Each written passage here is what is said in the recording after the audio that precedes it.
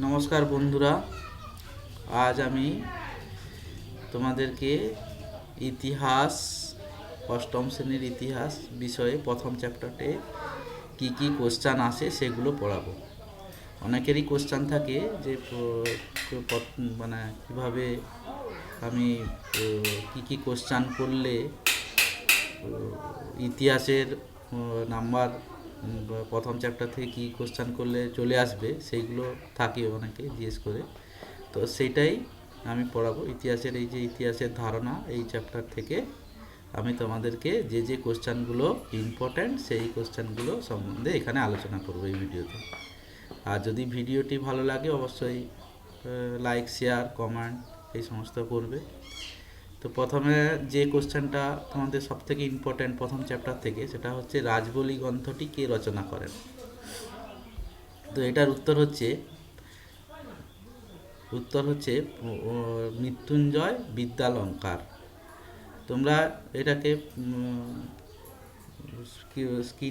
Screenshot নিয়ে এই কোশ্চেনগুলো খাতাতে লিখে প্র্যাকটিস করতে পারো।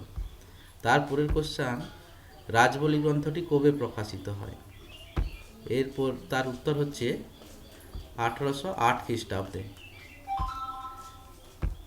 এরপরের question, history of the British India গ্রন্থটি কে লেখেন।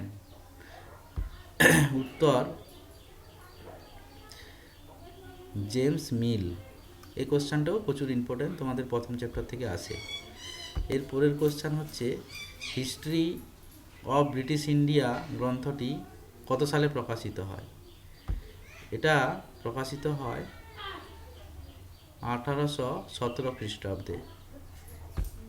তারপরের কোশ্চেন যেটা ইম্পর্ট্যান্ট, সেটা হচ্ছে জেমস মিল তার বই হিস্ট্রি অফ ব্রিটিশ ইন্ডিয়া বইতে ভারতের ইতিহাসকে কয়টি ভাগে ভাগ করেন ও কি কি। এটি উত্তর হচ্ছে 3 ভাগে। কি কি উত্তর হচ্ছে হিন্দু যুগ, মুসলিম যুগ ও ব্রিটিশ যুগ, এই 3 ভাগে ভাগ করেছে।